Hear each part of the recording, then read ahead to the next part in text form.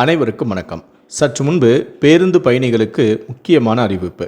நாளை முதல் தமிழகம் முழுவதும் அதிரடியான மாற்றம். இதை பற்றி தான் நம்ம இந்த வீடியோவில் டீட்டெயிலாக பார்க்க போகிறோம். ஸோ முடிந்த அளவுக்கு இந்த வீடியோவை ஸ்கிப் பண்ணாமல் முழுமையாக பாருங்கள். இந்த வீடியோக்குள்ளே போகிறதுக்கு முன்னாடி இந்த வீடியோக்கு ஒரு லைக் பட்டனை ப்ரெஸ் பண்ணிடுங்க. நீங்கள் இதுவரைக்கும் என்னோட சேனலை சப்ஸ்கிரைப் பண்ணாமல் இருந்தீங்கன்னா மறக்காமல் சப்ஸ்கிரைப் பண்ணிக்கோங்க. கூடவே அந்த பெல் சிம்லையும் மறக்காமல் கிளிக் பண்ணிக்கோங்க. சரி, வாங்க இப்போ நாம் வீடியோக்குள்ளே போகலாம்.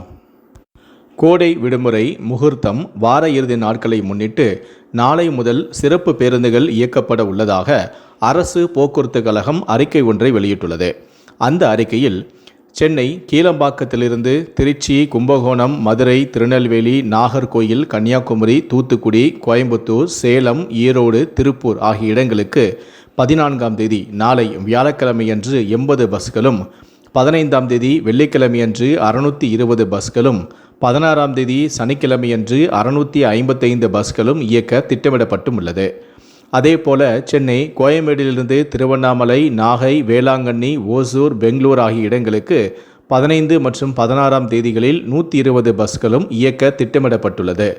மாதவரத்திலிருந்து 15 மற்றும் 16ஆம் தேதிகளில் 25 பஸ்களும் மற்றும் பெங்களூர், திருப்பூர், ஈரோடு மற்றும் கோயம்புத்தூர் ஆகிய இடங்களிலிருந்தும் பல்வேறு இடங்களுக்கும் 200 சிறப்பு பஸ்களும் இயக்க திட்டமிடப்பட்டுள்ளது.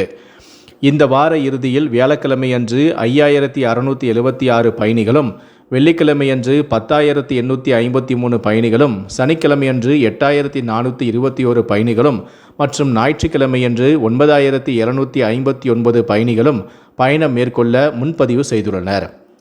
இந்த எண்ணிக்கை மேலும் அதிகரிக்க வாய்ப்புள்ளதால் தொலைதூர பயணம் மேற்கொள்ள இருக்கும் பயணிகள் கூட்ட நெரிசலை தவிர்க்கும் பொருட்டு தங்களது பயணத்திற்கு tnstc.in மற்றும் மொபைல் ஆப் மூலமாக முன்பதிவு செய்து பயணிக்க கேட்டுக்கொள்ளப்படுகிறார்கள்.